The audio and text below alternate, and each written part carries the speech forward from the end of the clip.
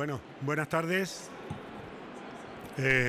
Vamos a dar comienzo a una nueva ponencia y en primer lugar me gustaría, en nombre del Consejo General de Colegios Oficiales de Graduados Sociales de España, pues dar las gracias a los organizadores y sobre todo a Walter Kruber por permitirnos un año más el participar en este congreso. No solo participar, sino permitirnos de poder proponer ponencias de interés para nuestros compañeros graduados sociales y para aquellos profesionales que se dedican al asesoramiento laboral. Y dentro de esa ponencia que se eligió, pues la posibilidad de contar con dos ponentes de un gran prestigio profesional, a los que el colectivo de graduados sociales siempre les estará agradecido, porque son personas que cada vez que llamamos a su puerta, pues siempre están dispuestos a participar en la formación de los compañeros. No me extiendo más, paso a presentarles a los ponentes. Y bueno, tenemos a doña Ana Ercoreca de la Cruz, es inspectora de Trabajo y Seguridad Social, presidenta del Sindicato de Inspectores de Trabajo y Seguridad Social y creo que desde finales del año 2022, secretaria general de la Asociación Internacional de la Inspección de Trabajo. También contamos con don Antonio Benavides Vico, graduado social, abogado, inspector de trabajo desde 1993 a 2019, miembro del Tribunal Arbitral Laboral de Cataluña y profesor en la Universidad Oberta de Cataluña. Yo, para los que no me conozcan, soy Juan Fernández Henares, vicesecretario general del Consejo. Quiero saludar también a algunos compañeros expresidentes del Colegio de Baleares y de Gran Canaria, Dámaso, mi compañero Bonet de Mallorca, y he visto también a otros compañeros graduados sociales de Almería que están por aquí, así que bienvenidos, y lo importante es escuchar a los ponentes. Creo que va a empezar don Antonio Benavides con su ponencia. Muchas gracias.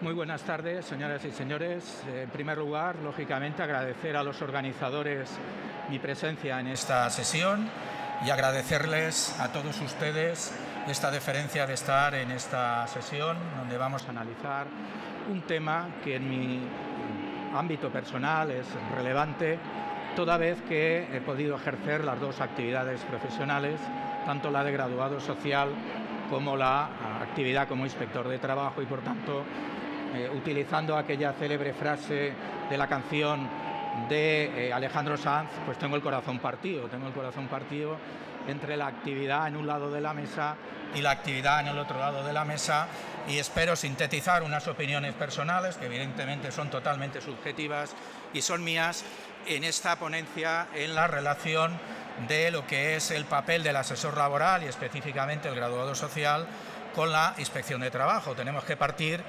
que yo creo que tanto el graduado social, asesor laboral, como la inspección de trabajo nos identifica en primer lugar una cosa concreta, y es que estamos en el tajo, estamos en la trinchera de la relación laboral, donde en el día a día pues vemos más allá de lo que son los libros, más allá de lo que son las historias muchas veces de nivel puramente teórico, y tenemos que bajar al detalle, tenemos que bajar o bien en el punto de vista del profesional, asesorar a los clientes, empresas y trabajadores, como en el caso del funcionario de la inspección de trabajo, que tiene que aplicar la norma ante los eventuales incumplimientos y las eventuales circunstancias que se puedan plantear. Por tanto, estamos muchas veces en esa interrelación profesional, partiendo de que somos los operadores jurídicos que realmente se conoce el día a día de la relación laboral, con los planteamientos y la problemática que ello conlleva. Hay que tener en cuenta, a ver si esto pasa.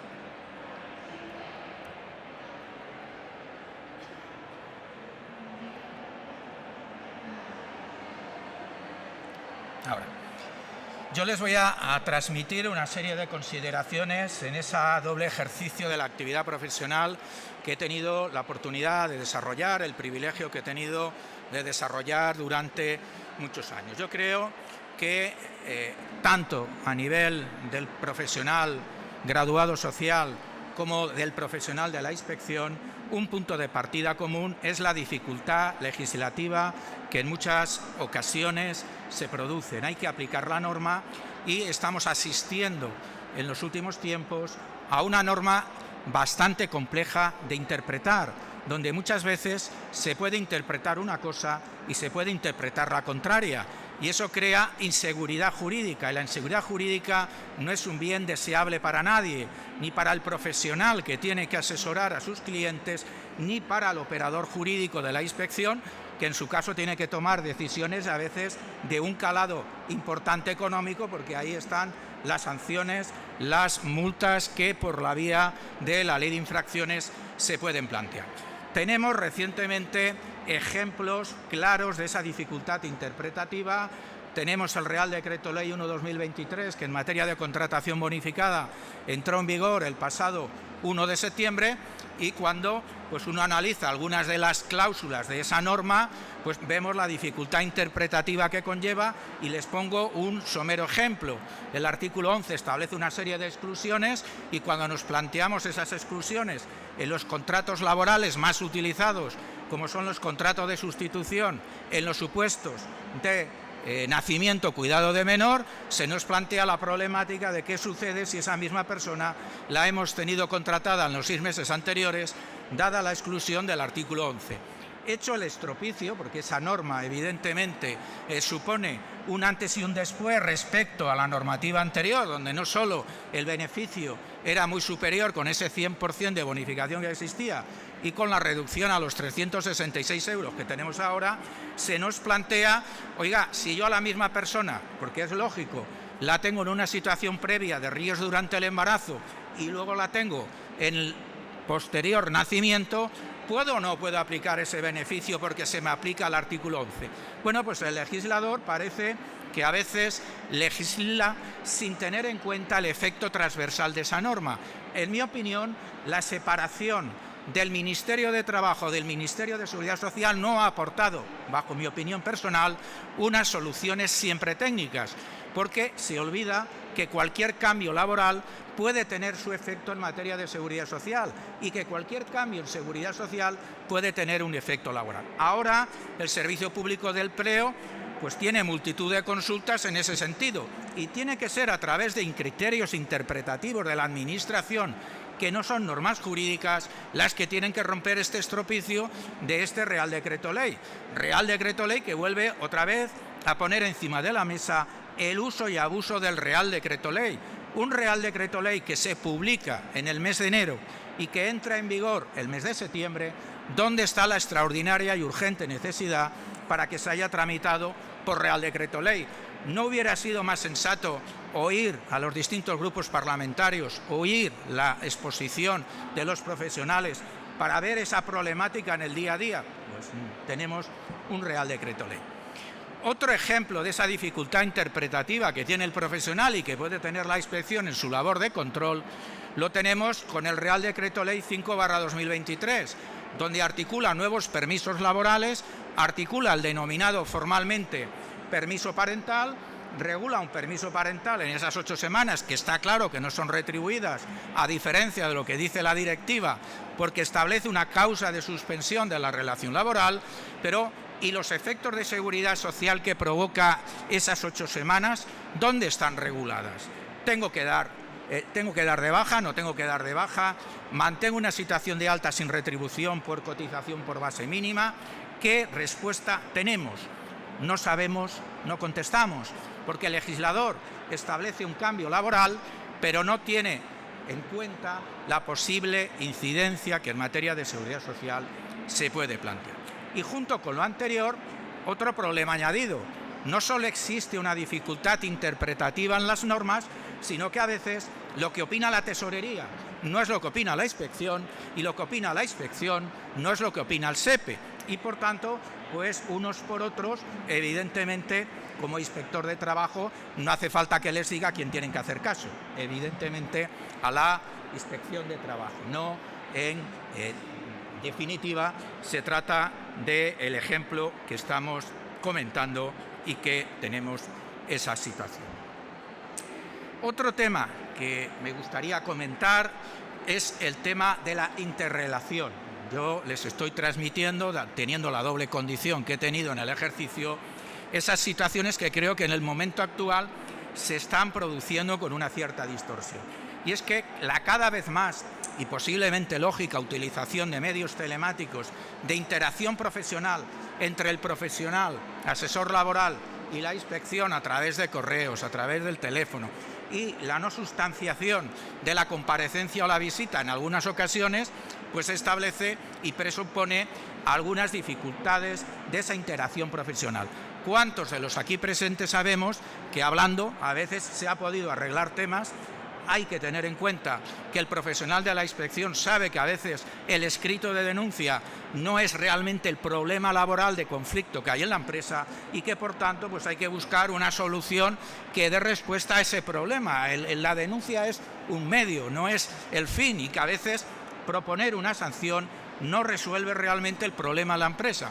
Eso en una comparecencia, en una visita, en una interacción directa, pues a veces se puede solucionar cuando es posible, pero a través del correo, a través del teléfono, donde cada vez más se utiliza estos mecanismos, pues es difícil esa interacción profesional y por tanto pues dificulta estas soluciones en la dirección correcta, en la dirección que estamos señalando. Dentro del desarrollo de las actuaciones de la Inspección de Trabajo es importante para el profesional la garantía de seguridad jurídica para el profesional y para el ciudadano sujeto responsable de las distintas actuaciones. Y quizás un problema en estos momentos, quizás por una falta de clarificación en algunos de los aspectos, es en relación a las duraciones que la actuación inspectora previa de comprobación tiene establecido la normativa reguladora de la Inspección de Trabajo, que les recuerdo que hay dos plazos, un plazo total de 9 meses que puede ser en circunstancias excepcionales ampliado y un plazo intermedio de 5 meses donde no se pueden suspender. Claro, ¿qué sucede? Pues que en muchas ocasiones esa utilización de medios telemáticos cada vez más en las actuaciones provoca, y que me hayan mandado un correo implica una suspensión del plazo de 5 meses a la hora de la interrupción de la inspección o no. Es necesario acreditar, por tanto, a la hora de verificar ese cumplimiento de los plazos, una clarificación. Los tribunales están haciendo alguna labor interpretativa en ese sentido y hay que tener en cuenta que a veces esa seguridad jurídica pues puede quedar distorsionada cuando la inspección requiere en un primer momento una determinada documentación y al cabo de un tiempo vuelve a requerir una documentación añadida. ¿Desde cuándo computan los 9 meses? ¿Desde la segunda o desde el primero? Bien, aquí lógicamente hay que analizar caso por caso y quizás el elemento de seguridad, en mi opinión, por ser muy ilustrativa, es esta sentencia que pongo en la pantalla y que para los profesionales que se interrelacionan con la inspección y para los propios funcionarios de la inspección es una sentencia enormemente didáctica del magistrado Antonio Vicente Sempere, donde se argumenta la eficacia de esos plazos de caducidad de las actuaciones desde el primer momento. Es decir, si la inspección ha requerido una documentación y la empresa ha aportado toda la documentación, que al cabo de 20 días vuelvan a requerir una nueva documentación, no anula el plazo ya transcurrido. Los 9 meses de duración total hay que computarlos desde la primera comparecencia o desde la primera entrega de la total documentación, porque si no quedaría al margen de la inspección alargar in eternum con sucesivos requerimientos que los 9 meses tasados de plazo temporal pues quedarían al albur de esas decisiones administrativas que estamos comentando y que provocan esa situación. En fin, para distorsionar un poco cuando hablamos de inspección, pues pongo coloritos en la ponencia para que siempre sea menos directo la efervescencia. Otro tema que quizás tengamos que comentar es el tema de los procesos automatizados.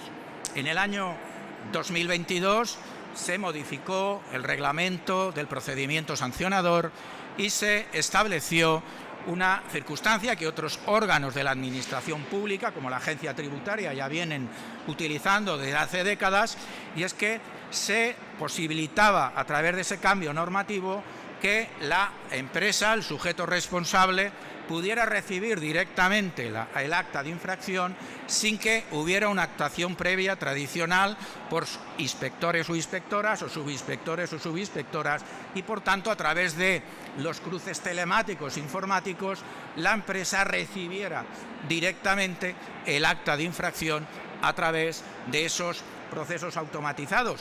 No hay que rasgarse las vestiduras, lógicamente todos los datos de Big Data, la inteligencia artificial, no le podemos poner puertas al campo, pero evidentemente el que no exista ese primer criterio técnico en una actuación por un funcionario y todo sea a través de los cruces informáticos totalmente asépticos en relación a la situación, pues puede estandarizar y poner dificultades el resultado en cuanto al importe de esa medida.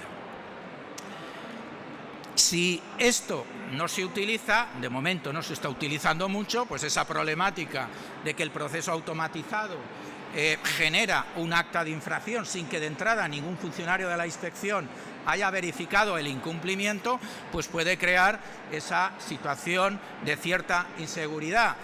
Hay que recordar que evidentemente la empresa que recibe la notificación de ese proceso automatizado podrá alegar, podrá recurrir, y entonces sí que se le da traslado a un funcionario de la inspección. Pero claro, el funcionario de la inspección va a recibir unas alegaciones de unas actuaciones previas que no ha realizado, que se ha sustentado únicamente en el cruce informático, y por tanto provoca esa situación. Estos procesos automatizados, de generalizarse, pues lógicamente amplificarán las medidas sancionadoras que las empresas pueden recibir. Y hay que tener en cuenta que alguna norma legal ya previene expresamente la posible utilización de esos procesos automatizados, como es el artículo 37.2 del Real Decreto Ley 1/2023 en relación a la contratación bonificada. La contratación bonificada tiene una serie de requisitos, de exclusiones, de bajas, de altas, de comprobaciones, que a través de los medios telemáticos en la base de datos corporativa de tesorería se van a poder verificar si la persona ha estado 6 meses con otro contrato en la empresa o si no hace 3 meses que causó baja de un contrato indefinido en otra empresa, y por tanto la adopción de la medida puede generarse. Hay que tener en cuenta que la utilización de estos procesos exige una resolución del director o directora del organismo de inspección, pero ya hay una concreta norma jurídica que dice que esas actuaciones podrán ser con el proceso automatizado, y las consecuencias sancionadoras, pues recordemos que pueden ser enormemente relevantes en relación al tema. En relación al papel de la inspección y a las dificultades o no dificultades que pueda provocar esas actuaciones, bueno, es recordar el cambio normativo que, de forma paralela a lo que regula la Ley de Procedimiento Administrativo, se establece cuando la sanción que impone la inspección es una sanción exclusivamente pecuniaria, una multa, no hay otra sanción accesoria, no hay otros efectos y únicamente es una sanción pecuniaria. Esa posibilidad de, si la empresa no alega, si la empresa no recurre y da su conformidad ingresando la cantidad correspondiente, esa reducción del 40% en el importe. No ha hecho más el legislador que trasladar al ámbito social lo que sucede en otros ámbitos, en tráfico, en Hacienda, y por tanto, eso sí, evidentemente, el 40% puede ser mucho o el 40% puede ser poco. Todo depende de los hechos jurídicos que esa situación. Me imagino que en muchas ocasiones, para no plantear la demanda judicial que ello pudiera conllevar, pues el profesional opta por esa reducción directa, sabiendo que ya no puede tener la facultad de alegar ni recurrir en vía administrativa, porque está reconociendo implícitamente con ese descuento del 40% la realidad de los hechos objeto de sanción por parte de la inspección, y por tanto lógicamente hay que valorar, aquí no hay un supuesto general o un supuesto no especial. Cuando actúa la inspección y propone una medida derivada o una sanción administrativa con carácter general, tenemos que regirnos por los principios del orden penal. El Tribunal Constitucional ha reiterado en numerosas ocasiones que el derecho administrativo sancionador tiene que basarse en los mismos principios del orden penal. Por tanto, pues como sabemos, tipicidad, culpabilidad, legalidad, no bis in idem. El problema de no bis in idem se produce normalmente en los temas de prevención de riesgos laborales, donde se puede imponer normalmente ante un supuesto de un accidente de trabajo una infracción administrativa, pero si el accidente ha tenido una cierta relevancia, se abre la vía penal. Y pues, dependiendo del sujeto responsable en vía administrativa, si es una persona física o jurídica, y la responsabilidad que pueda haber en el orden penal, pues tenemos esos criterios doctrinales de exigir la triple identidad de sujeto, hecho y fundamento para que ese no bis in idem se produzca y tenga prevalencia la sanción penal frente a la sanción administrativa, teniendo en cuenta que en muchísimas ocasiones, en la mayoría, es mucho más relevante la sanción administrativa que la sanción penal. Siempre la pena de banquillo es una pena de banquillo, pero la multa que muchas veces lleva aparejada tiene más repercusión la sanción que puede proponer la Inspección de Trabajo que el resultado penal que ese procedimiento puede tener. La problemática de estos principios en el ámbito administrativo, en mi opinión, se matizan en algunas ocasiones. ¿Qué es lo que está sucediendo? En muchas ocasiones se utilizan los textos legales para establecer una medida disuasoria diciendo, ojo, que irá a la inspección. Y esa comunicación, esa aventura en relación a la posible actuación de la inspección, sin embargo, no aparece tipificada como incumplimiento en la LISOS y, por tanto, no puede ser objeto de sanción. En la normativa COVID tuvimos un ejemplo claro de la utilización de esta medida. Cuando teníamos los ERTEs COVID, habían unas limitaciones de contratación que la norma establecía, pero hasta la última reforma de finales del 2021, ese incumplimiento no se había tipificado como infracción. Por tanto, bueno, había incumplimiento, pero no todo incumplimiento lleva una sanción. Para que haya sanción, tiene que haber una tipificación en la LISOS. Bueno, ahora tenemos otro ejemplo. El referido Real Decreto Ley 1/2023 establece, en caso de incumplimiento del mantenimiento de empleo o de las causas de exclusión, que la empresa tendrá que devolver la totalidad de las bonificaciones aplicadas desde el principio. Y a continuación dice, sin perjuicio de la posible propuesta sancionadora de la Inspección de Trabajo. Pero oiga, legislador, usted no ha modificado la LISOS. Y en la LISOS no cabe analogía, porque estamos en el derecho administrativo sancionador.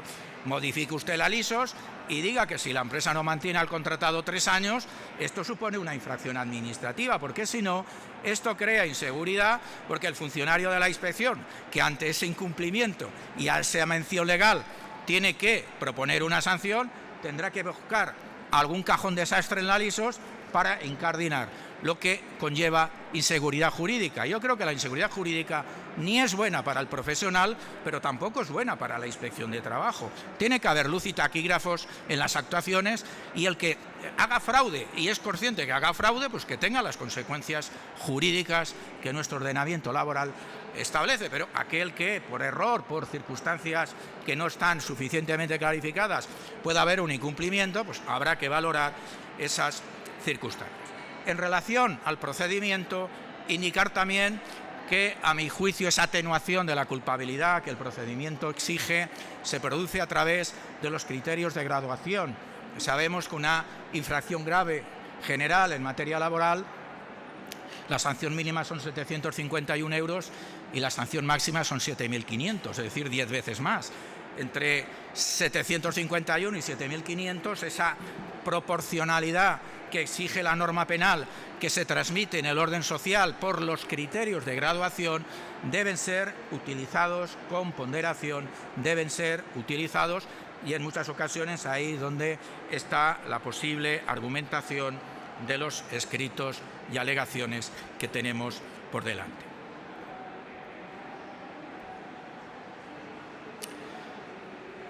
La inspección, junto con las medidas derivadas de las actas de infracción ante incumplimientos, en supuestos de liquidaciones de cuotas, pues muchas ocasiones los controles, las comprobaciones que se hacen producen una enorme repercusión. Y hay que recordar que cuando estamos hablando de diferencias de cotización, porque no hemos aplicado bien el convenio, pues porque no hemos aplicado una determinada percepción, las cuantías de las sanciones son enormemente relevantes si las cuotas no ingresadas tienen un importe importante, porque la multa mínima es del 50% de la cantidad no ingresada y la multa máxima es del 100%, y por tanto pues hay que ponderar esas circunstancias en esas ideas. De ahí la importancia que desde el punto de vista profesional me atrevo a plantear en relación a que cuando el profesional considere pues que tiene poca argumentación jurídica en relación a esa situación de cotización que se pueda estar planteando, lo idóneo es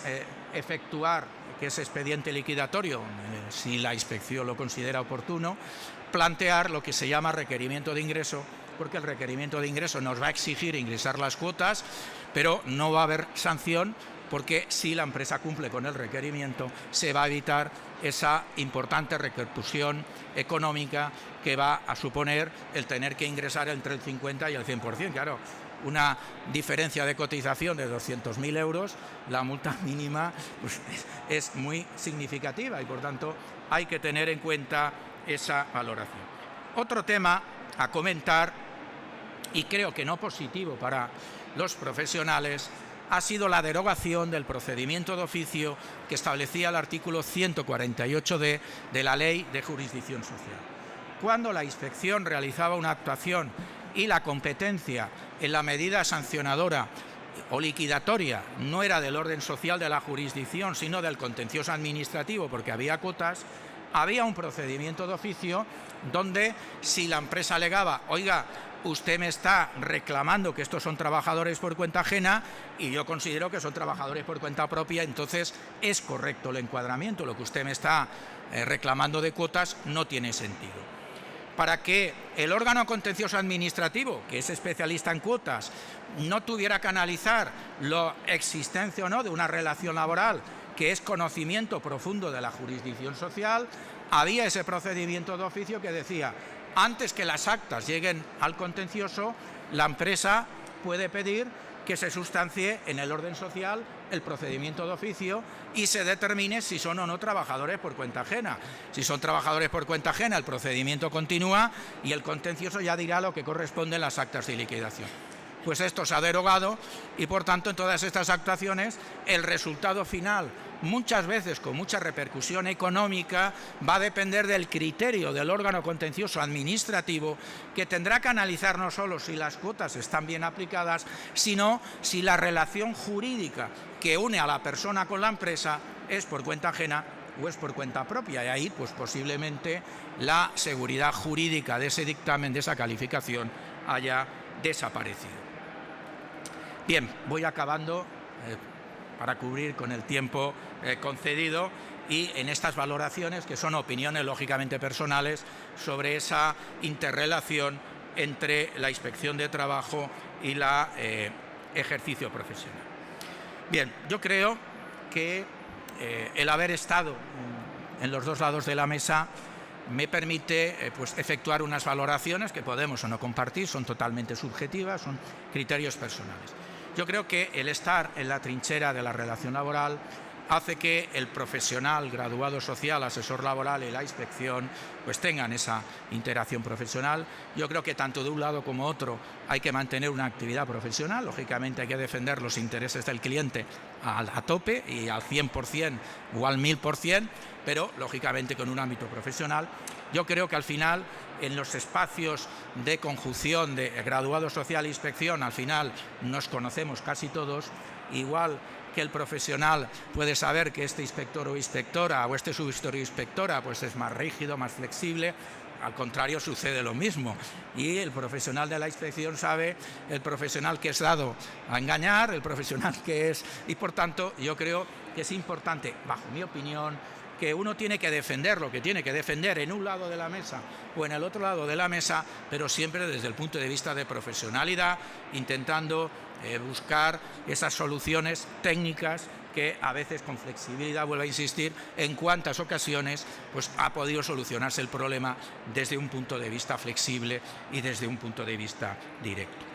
Esa interrelación directa que yo me comentaba de que cada vez se está manteniendo menos por la utilización más habitual de los medios telemáticos, dificulta evidentemente esto, y yo dentro del ámbito subjetivo lo que indicaría esa necesidad o esa oportunidad o recomendación que el profesional tenga esa interacción directa. Y algo más, posiblemente la estandarización de muchas de las actuaciones de la inspección ha hecho que cuando la persona que tiene que comparecer en la inspección comparece, no es el profesional, es una persona delegada, una persona del despacho, y en muchas ocasiones la falta de poder tomar decisiones en un momento concreto provoca que la posible solución técnica que pudiera llegarse pues se complica y se dilata. Por ahí creo que ese punto es importante recomendar.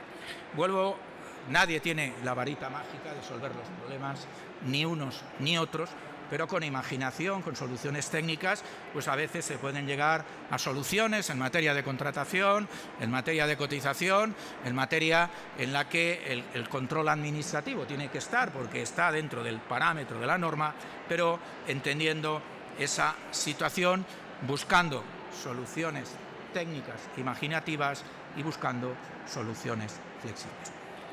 Por mi parte nada más, agradezco a los organizadores esa oportunidad de estar con todos ustedes. En muchos casos veo caras conocidas de otras sesiones y de otros foros, y por mi parte pues espero que estas mini recomendaciones, esas menas consideraciones que he hecho, pues les pueda servir en su devenir profesional. Muchas gracias.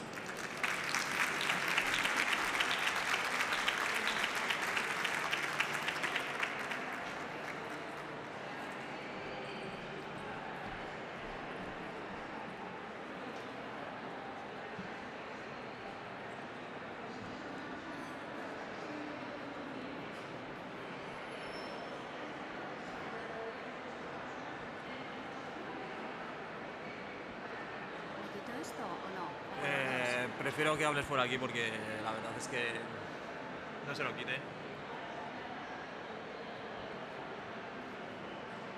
Ya está. Gracias. Vale, gracias. Hola, buenos días a todos. Muchas gracias por estar hoy aquí. Muchas gracias, Juan. Muchas gracias al Colegio de Graduados Sociales. Muchas gracias por el trabajo que habéis hecho durante la pandemia. Y es una alegría estar hoy con vosotros y conocer y ver también rostros conocidos y amigos como Carlos, que ha venido conmigo desde Zaragoza. Así que siento si no se oye muy bien. Si no se oye bien, como vamos a leer, como va a ser un poco tipo cuando no entendemos la película en japonés o en coreano, pues podemos leer, y como los licenciados en Derecho escribimos mucho, pues luego os pondré a disposición la presentación para que la podáis consultar y para que la podáis manejar y revisar.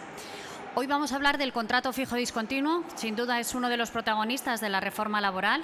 Según los datos proporcionados por el secretario de Estado, Joaquín Pérez Rey, más del 600.000 contratos en España son fijos discontinuos, lo que supone un 3,1%, y más de 55.000 han sido transformados por la Inspección de Trabajo, por ser contratos fijos discontinuos fraudulentos.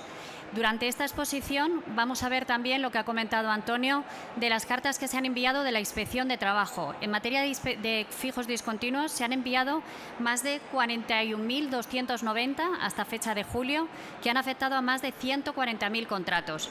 A lo largo de los 25 minutos que tenemos hoy, vamos a ver si nos acostamos a tiempo, vamos a hablar de qué se entiende por contrato fijo discontinuo. En segundo lugar, algunas dudas que nos hicieron muchos quebraderos de cabeza y que tuvimos que leer a Adrián Todolí, a Ignasi Beltrán, que lo conocéis todos y que nos resuelve muchas dudas. Si podemos o no podemos hacer contratos fijos discontinuos a tiempo parcial o a tiempo completo. En tercer lugar, ¿cuándo es un fijo ordinario y cuándo es un fijo discontinuo? ¿Qué criterios y qué es lo que está diciendo la jurisdicción? En cuarto lugar, ¿qué antigüedad y qué indemnización se le debe aplicar al contrato fijo discontinuo? El llamamiento, ¿cómo ha de ser? Si puede hacerse por correo electrónico, por WhatsApp, si tenemos que llamar a los trabajadores que estén por baja. En sexto lugar, las empresas de trabajo temporal. Sabéis que antes de la reforma laboral no podían hacer contratos fijos discontinuos. Veremos ahora cómo se puede hacer y qué contratos pueden hacer las ETTs. Hablaremos de las vacantes y la bolsa sectorial de empleo. Hablaremos al final, y siempre lo más feo toca siempre al final, de las infracciones y sanciones de la Inspección de Trabajo, pero que no siempre, y lo ha comentado Antonio, es un placer estar hoy, no siempre se inicia un procedimiento sancionador. Hay veces que la actuación de la inspección puede requerir, puede advertir y puede convertir ese contrato a indefinido y no viene a través de un procedimiento sancionador.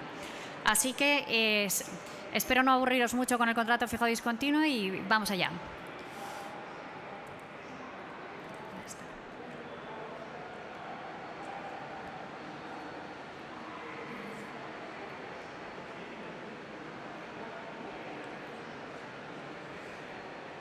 Es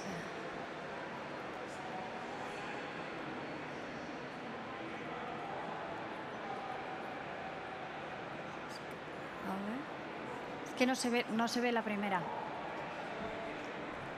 primera es esta de aquí. Sí.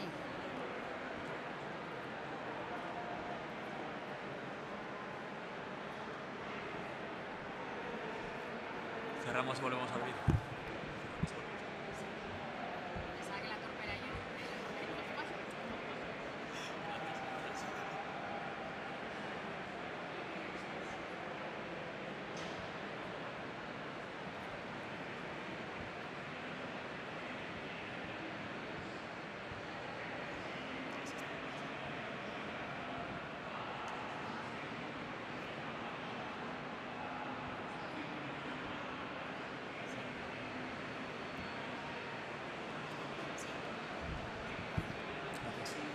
Vale, pues ya estamos. Pensaba que la torpe era yo, que también es verdad que soy torpe en esto, así que nada, vamos allá. A partir de la reforma laboral, los contratos fijos discontinuos no es solo el contrato como lo teníamos entendido hasta ese momento. Los contratos que eran de temporada, que por ejemplo pues en Aragón la estación de esquí, en alguno que estéis de Alicante pues los monitores de tiempo libre, los socorristas, eso era un caso específico y concreto que entendíamos todos por fijo discontinuo. Pero la reforma laboral también incluye aquellos fijos periódicos, siempre y cuando tengan fases de actividad e inactividad. ¿Qué ha llevado consigo? Pues que 2 de cada 3 contratos que se han hecho en España hayan sido fijos discontinuos. En cuanto a los elementos del contrato de trabajo y qué es lo que tiene que tener, el contrato fijo discontinuo tiene que estar redactado por escrito y tiene que figurar la identidad de las partes, la fecha del comienzo, que hablaremos luego si tiene que ser al principio de la temporada o puede ser después según la actividad que tengamos. Tiene que poner el domicilio social, categoría, cuantía, duración más o menos estimada, porque también hablaremos de la previsibilidad e imprevisibilidad que afecta para la llamada, y también del convenio colectivo aplicable. Y aquí empezamos ya con la primera duda. ¿Podemos hacer un contrato fijo discontinuo a tiempo parcial? Ha sido una de las principales dudas que hemos tenido todos los juristas. Y si nos atendemos específicamente al artículo 16.5, hay 2 teorías. Está la visión restrictiva, que dice que solo en el caso de que el convenio colectivo así lo establezca, podremos hacer un contrato fijo discontinuo a tiempo parcial. ¿Quién lo defiende? Esto es como el Madrid-Barça. Pues aquí la teoría es Sala Franco, María Emilia, que es todo de primera división, y también Gorelli y Hernández J. Sin embargo, también tenemos otros profesores de la doctrina que consideran que ¿por qué no abrir las puertas a un contrato fijo discontinuo a tiempo parcial? ¿Y en qué lo fundamentan? Pues lo fundamentan porque el artículo 16.2 habla que en el contrato tiene que figurar la jornada y su distribución horaria. Entonces, si solo fuera a tiempo completo, no cabría incluir este precepto y poner jornada y su distribución horaria, con lo cual nos está un poco permitiendo y abriendo las puertas. El segundo argumento que utilizan los partidarios de esta interpretación amplia es que hemos de aplicar las normas de seguridad social y porque en los periodos de inactividad, como veremos, recibiremos una prestación por desempleo calculada en función a las horas trabajadas. Por lo tanto, si no lo prohíbe, lo permite, por lo que se podría aplicar siempre y cuando la actividad lo conlleve un contrato fijo discontinuo a tiempo parcial y no tendría que tener una rigidez de estar solo por convenio colectivo. ¿Qué es lo que ocurre? Que pocos convenios colectivos, ahora cada vez más, han regulado la figura de fijo discontinuo. Si estáis y algunos compañeros sois de Baleares, ahí es un gran protagonista el fijo discontinuo y ahí sí que tenéis en el convenio de la hostelería, ya lo teníais antes bien regulado y ahora sigue estando. Y ahí sí que hay algunos convenios colectivos que plantean un contrato fijo discontinuo en tiempo parcial, pero hay otros que no. Y por eso, según la interpretación amplia, podemos recurrir al contrato fijo discontinuo a tiempo parcial. ¿Qué es lo que está diciendo algunos convenios colectivos? Pues, por ejemplo, os he seleccionado algunos para que los tengáis a vuestra disposición. Por ejemplo, el convenio colectivo estatal de productos cocinados para su venta a domicilio. ¿Qué nos dice? Ya se puede introducir el fijo discontinuo a tiempo parcial. Señala el periodo de duración, señala la duración de la jornada y señala también el llamamiento. El llamamiento es otra de las cuestiones que hablaremos por si es previsible o imprevisible y con cuánto tiempo hemos de llamar al trabajador, porque podemos negociar que si yo te llamo para solo una semana de actividad, tú me puedas decir que no y eso no suponga una baja voluntaria y eso te permita también, entre otras cosas, conciliar tu derecho laboral y familiar y que puedas tener también tu actividad y tu organización de tu vida y de tu familia. ¿Qué es lo que dice el convenio estatal de perfumería y otros afines? Pues que dichos contratos sí que se podrán celebrar tanto a tiempo completo como a tiempo parcial, pero en este caso solo a tiempo parcial podrán realizarse en aquellos casos que tengan servicios a venta a establecimientos comerciales, con un mínimo siempre de 6 horas diarias. Tenemos también el convenio colectivo de líneas aéreas, tenemos también el convenio colectivo de restauración colectiva, que os lo pongo aquí con las principales reglas. Os he puesto dónde podéis acceder para que cliquéis. Luego la presentación en PDF lo podéis pedir a Juan, ¿no? Que luego para que lo podáis consultar y así, si no se ve muy bien en las fotos, pues lo tengáis. Los criterios generales, todos lo sabemos, tienen que ser unos criterios objetivos y formales al llamamiento. No puede haber un criterio subjetivo ni discriminatorio en cuanto a la llamada. Tiene que ser en función de la antigüedad u otro criterio, pero siempre objetivo. Vamos a distinguir cuándo se trata de un fijo periódico y un fijo discontinuo, porque hablábamos al principio que 55.000 contratos fraudulentos han sido detectados por la Inspección de Trabajo. ¿Y cuándo hemos detectado esos contratos? Primero, cuando no era realmente un contrato fijo discontinuo, cuando la actividad era a lo largo de todo el año. Pensemos, por ejemplo, en una campaña agrícola que, por ejemplo, en Huesca, en Zaragoza o en muchas provincias de fruta se da.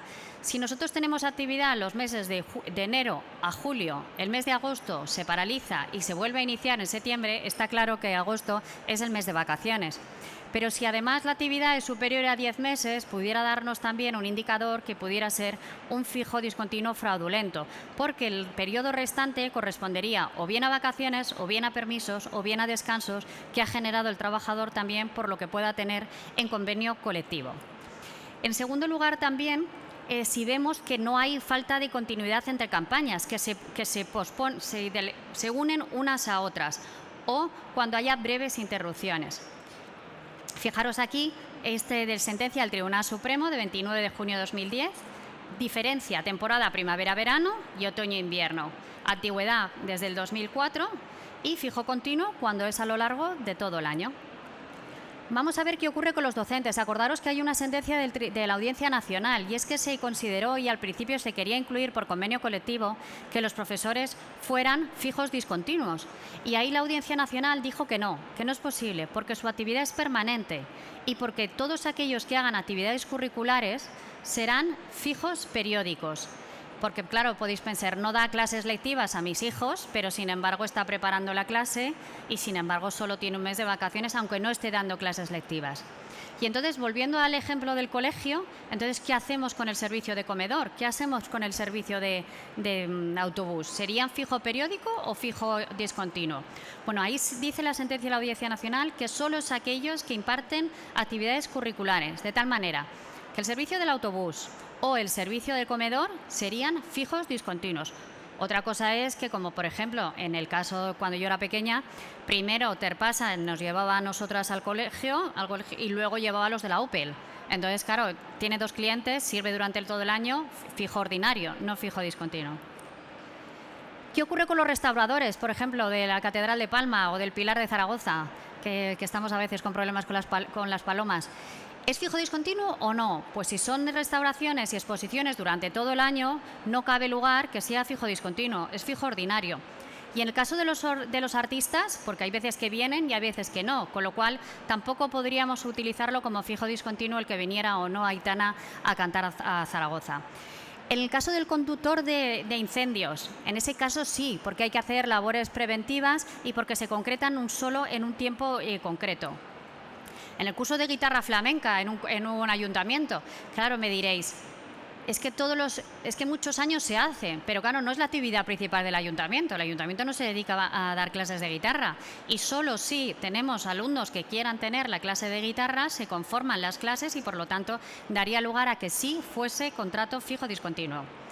La realización de encuestas, tanto por elecciones, que ahora tenemos muchas elecciones, ¿no? Pero la comunidad, las generales, las europeas, pero si se realizan anualmente y solo por un motivo, pues podría ser fijo discontinuo. Si están realizando todo tipo de encuestas a lo largo de todo el año, es a fijo ordinario. ¿Y qué ocurre para el peón de los remontes de esquí? Pues fijo discontinuo. Y la limpieza diaria de una carretera en verano debido a las altas temperaturas también lo ha admitido como válido el Tribunal Supremo. No os lo he incluido aquí porque eran muchos casos, pero en el PDF que tendréis a vuestra disposición hay más casos para que podáis contemplar. ¿Cuándo distinguimos un fijo discontinuo con un contrato temporal? Sabéis que el contrato temporal tenemos imprevisible y previsible. Previsible, que jugamos con esos 90 días a lo largo de todo el año natural.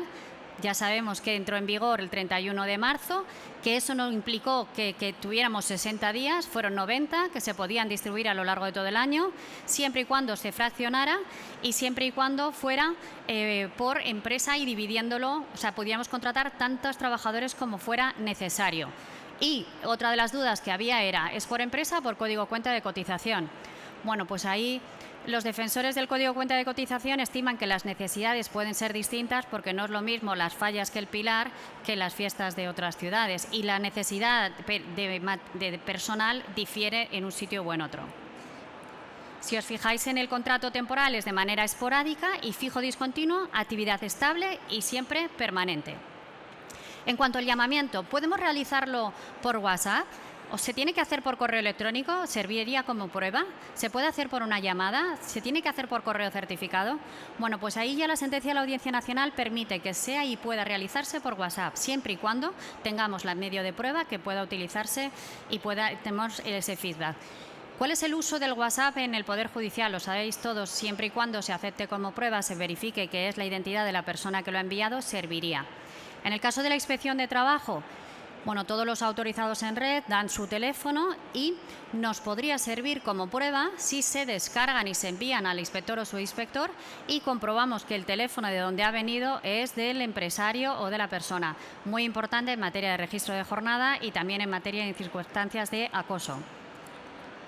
En cuanto al llamamiento, ¿debe realizarse al principio de cada temporada o función de las necesidades de cada actividad? Bueno, pues ahí la sentencia del Tribunal Supremo indica que al inicio de cada año natural debe establecerse un calendario con las previsiones, pero no que ha de realizarse el llamamiento inmediatamente, sino que puede realizarse en función de las circunstancias que determinen el llamamiento, que haya o no haya actividad. ¿Cuándo sería también un caso fraudulento? Cuando no exista esa actividad que provoque esos lapsos de inactividad y cuando la actividad sea durante todo el tiempo. Luego, claro, también otro de los críticos que decían el contrato fijo discontinuo, si yo te llamo con 48 horas, claro, una distribución irregular de la jornada, sabéis todos que son con 5 días antes. Entonces, si un llamamiento era de menos de 48 horas, primero, la conciliación fuera. Segundo, las posibilidades de que tú tuvieras algo también.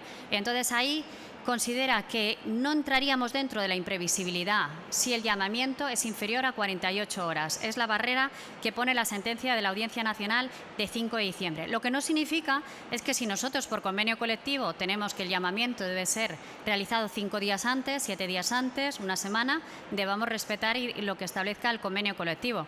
Porque además sabéis que si se vulnera el convenio colectivo es una infracción grave, 710 de la Ley de Infracciones y Sanciones del Orden Social, de 750 euros a 7.500 euros. Aquí veis también sobre una tarea asignada. Aquí os he puesto algunos convenios para que veáis cuándo se regula y con qué plazo. El convenio colectivo de pastas alimenticias 5 días, 7 para el de farmacia, 15 para el de perfumería. El periodo mínimo también es importante de cara a la conciliación y de cara también a una estabilidad y a una fijeza y a un poder organizar tu vida, tengas o no tengas familia o tengas otras cuestiones. Entonces, el convenio colectivo de asistencia en aeropuertos dice que cuando te llame tengo que darte una actividad mínima de 3 meses. El de Acciona dice que te tengo que llamar como mínimo también por 3 meses.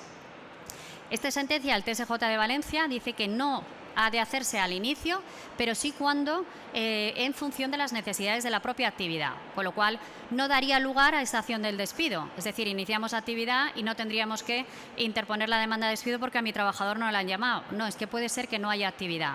Luego nos fijaremos que si han llamado a otra persona que tenía menos antigüedad, entonces sí. ¿Vale? ¿Qué ocurre cuando un trabajador está de baja? ¿Le hemos de llamar o no? Sí, se ha de llamar.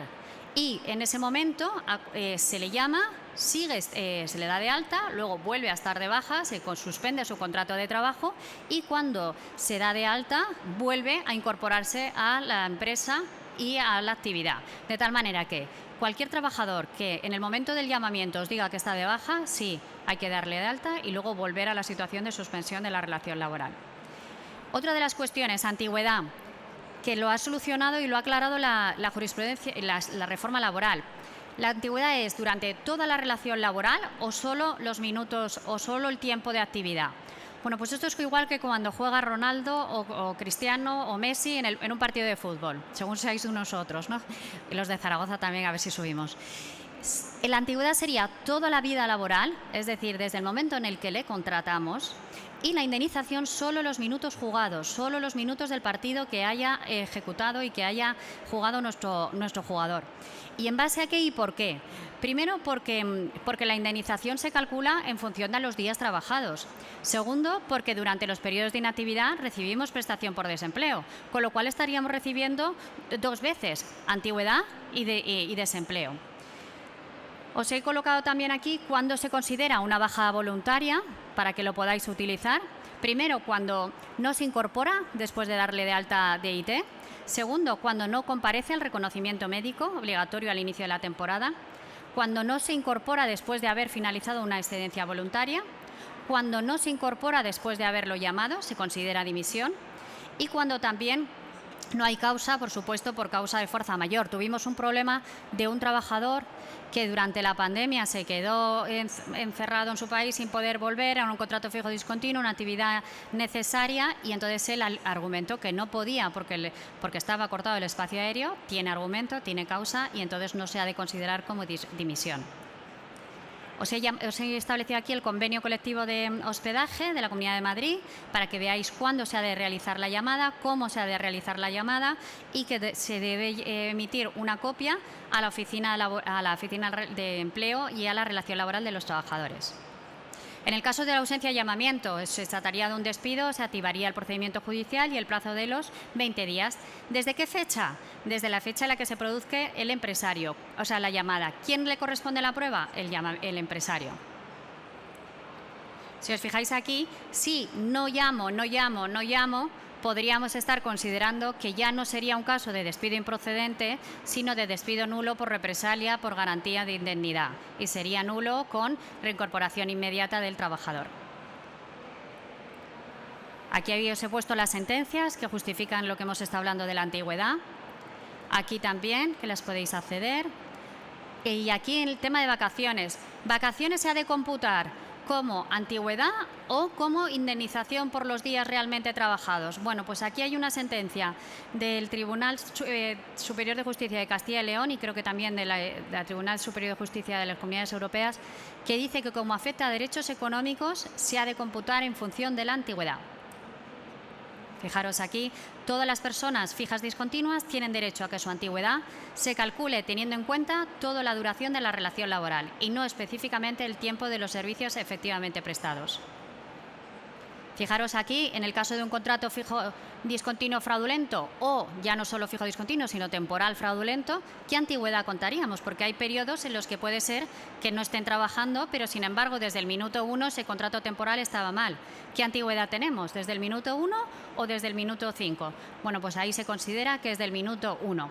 Y ahora la pregunta que me haréis es, bueno, Ana, ¿y qué ocurre con los periodos que el contrato temporal no ha estado trabajando y ha recibido prestación por desempleo porque tiene derecho a prestación por desempleo cuando finaliza un contrato temporal? Bueno, pues ahí se considera que la entidad gestora puede reclamarles a la empresa esos prestaciones por desempleo recibidos durante esos periodos que el trabajador temporal no ha trabajado como fraudulento. Veréis aquí una diapositiva cómo es el procedimiento y cómo se puede realizar. Aquí es una de las diapositivas de la indemnización, cómo se calcula en función del salario diario, en función de los años de servicio y también cómo se cobraría y se recibiría la prestación por desempleo. Los salarios de tramitación, cuándo se iniciaría la situación legal de desempleo, que sería los 15 días siguientes de la finalización del mismo. Y aquí estamos con lo que estábamos hablando antes, ¿no? La indemnización de un contrato fraudulento, que debe contarse durante todo ese periodo. Y claro, ¿qué ocurre? El 147 de la Ley de la Jurisdicción Social, durante esos periodos que el trabajador ha recibido prestación por desempleo que no debiera haber recibido porque su contrato era indefinido desde el minuto 1, ¿y qué es lo que ocurrirá? Bueno, pues la entidad gestora o organismo gestor puede, durante los 4 años anteriores a la solicitud de la prestación, dirigirse a la autoridad judicial demandando para que el empresario se haga cargo de esos periodos y que sea responsable del abono de las mismas. Y esa sentencia se enviará también a la Inspección de Trabajo, que podremos levantar acta por fraude en la contratación, artículo 7.2 de la Ley de Infracciones y Sanciones del Orden Social. ¿Qué ocurre con las empresas de trabajo temporal? Y ya estamos terminando. Antes de la reforma laboral solo podrían hacerlo en los casos del artículo 15 del Estatuto de los Trabajadores, es decir, en los casos de temporalidad, pero no nunca en los casos de fijeza o indefinido, porque consideraba que era una cesión ilegal de trabajadores. Os he puesto ahí también algunas sentencias que lo venían avalando, pero sin embargo la reforma laboral abre las puertas a que las ETTs también sí puedan utilizar los fijos discontinuos y veremos cuándo y en qué casos no pueden hacerlo. Aquí son los 2 artículos de la Ley de Trabajo de Empresas de Trabajo Temporal, el 6 y el 10. Y la reforma laboral dice que sí que podemos hacer contratos fijos discontinuos y contratos de formación y aprendizaje. Pero ¿cuándo será fraude? Bueno, pues será fraude en este caso. Por ejemplo, hay una empresa, bueno, no voy a decir el nombre, pero hay una empresa que ha lanzado una campaña de publicidad de productos de supermercado a bajo precio y entonces durante unas fiestas concretas ha lanzado ese paquete, con lo cual esa empresa de supermercados ha tenido que contratar más trabajadores. Lo ha hecho a través de una empresa de trabajo temporal. Ha tenido un pico y lo ha realizado a través que pudiera ser fijos discontinuos. Pero sí, y también podríamos hacer el imprevisible, también, por supuesto. Pero si al final es una necesidad permanente y una necesidad de estructura y una necesidad indefinida de la empresa usuaria, no podríamos estar haciendo un contrato fijo y discontinuo. Sería un contrato fijo ordinario, porque ahí sí que estaríamos hablando de un supuesto de cesión ilegal de trabajadores. Fijaros aquí que las cualesquiera irregularidades que se puedan apreciar no han de privar derecho a las prestaciones por desempleo, que se le ha de reconocer al trabajador. Y aquí vamos a ver qué contratos puede hacer una ETT. Bueno, puede hacer un contrato de circunstancias de producción, que ahora ya, imprevisibles o previsibles, de sustitución y de alternancia para la formación. Otra de las dudas de contrato imprevisible es si podíamos o no hacer un contrato imprevisible para sustituir vacaciones. Y ahí la sentencia ya previa a la reforma laboral nos abre las puertas y nos dice que sí, y la reforma laboral también nos confirma que sí. Y es que poneros el caso de una residencia de ancianos que tiene los mismos residentes y que en verano tiene menos plantilla. Me diréis, Ana, pero es una situación conocida que 2 meses antes, según el artículo 38, lo debe saber el trabajador cuándo se va o cuándo no. Pero eso no implica que pueda haber acuerdo del trabajador y el empresario y diga, me cojo la semana que viene de vacaciones, ¿puedo? Sí, vale. Y entonces, ¿qué puedo hacer yo ante estas circunstancias? Un contrato imprevisible. También acordaros con las bajas de Omicron, que se miraron también, porque ahí no podía tener un contrato o un expediente de regulación de empleo porque ya duraba solo 5 días el periodo de cuarentena. Entonces podíamos acudir a un imprevisible o incluso a circunstancias de fuerza mayor, que podíamos suspender vacaciones, pero bueno, eso ya gracias a Dios hemos pasado la pandemia y ya no estamos en ese escenario. El contrato de práctica profesional, y ya estamos acabando, el contrato fijo discontinuo y un contrato indefinido. Tiene que haber una bolsa sectorial, los trabajadores tienen derecho a acceder a las vacantes. Si no se accede a las vacantes, si no se le da la información, sería infracción leve. Tienen derecho a igualdad de derechos y de garantías que respeto a sus compañeros que están trabajando con un contrato fijo ordinario. Y ahora vamos a ver cuáles son las infracciones. La cuantía por fin de llamamiento que se podrá establecer y será la negociación colectiva la que lo establezca y concrete. Las sentencias que en el caso de ser un contrato temporal fraudulento es cuando sea para cubrir una necesidad permanente, cuando encadenemos varios contratos. Acordaros que la reforma laboral antes hablaba de 2 o más contratos en un periodo de 24, en un periodo de 30, ahora se ha cortado a 18 en un periodo de 24. Y luego también cuando no respetemos los requisitos formales. El contrato temporal ha de ser por escrito cuando superen 4 semanas, el contrato fijo discontinuo siempre por escrito. El objeto, según el artículo 1261 del Código Civil, debe ser posible, lícito y determinado, debe ser un contrato temporal y si no lo es, será un contrato fraudulento. Infracción leve, no comunicar las vacantes, el artículo 6.5 de la Ley de Infracciones y Sanciones del Orden Social. Infracción grave, no darle de alta, cuando no tenga una causa justificada, que sea fraudulenta, cuando se encadenen contratos. Fijaros que la reforma laboral, que es una de las principales modificaciones y por eso también ha llevado consigo a la que la reducción de los contratos temporales se haya producido en España, y es que hemos pasado de sanción por empresa, que eran 750 euros a 7.500 euros, a una infracción por trabajador y una barrera de 1.000 a 10.000, con lo cual se ha ampliado. Pero no significa, y como decía Antonio, que la inspección siempre proponga sanción. Puede también construir requiriendo y a veces se construye mucho más. Depende de las circunstancias de si hay o no perjuicio económico al trabajador. El artículo 7.2, la transgresión de las modalidades contractuales respecto a esas trabajadoras. Y luego también tenemos que la reforma laboral incluye, y lo tenéis en vuestra presentación, la contratación de trabajadores estando en ERTE, temporales, si sirve o no sirve en función de las circunstancias, si tenemos o no tenemos trabajadores con esa formación. Eso antes lo hacíamos por el 7.2 y ahora la reforma laboral le da un tipo específico en el 7.14. Y nada, que muchísimas gracias a todos, que ha sido un placer y que vuestro trabajo siempre es acompañar a las empresas, es asesorarles y también, como hablaba Antonio, las empresas reciben muchas cartas y a veces el miedo que pueden tener, que a veces es entendible cuando te para también la Guardia Civil, ¿no? Y te dice, pues llevas más velocidad. Sin el asesoramiento, sin la ayuda y sin el apoyo constante de los graduados sociales y de los asesores, pues se sentirían un poco indefensos. Y por eso nosotros desde el Sindicato de Inspectores no somos muy partidarios de la automatización de las sanciones, porque creemos que por todos los principios que ha dicho Antonio, de seguridad jurídica, de legalidad, de tipicidad, de concreción de los hechos, del derecho del ciudadano a estar presente en el procedimiento administrativo sancionador, y porque además podéis venir a la oficina, es muy fácil a veces hablar con vosotros porque sois grandes expertos en materia laboral, hacéis que la actuación sea más ágil y dinámica y que no siempre se concluye en un procedimiento administrativo sancionador. La legislación es a veces compleja, nosotros lo sufrimos también. Y entonces, bueno, hablaba también Antonio de la separación del Ministerio, nosotros también estábamos a favor de que estuviéramos unidos. Vamos a ver qué pasa ahora. Y nada, muchas gracias, como siempre, un placer a los graduados sociales.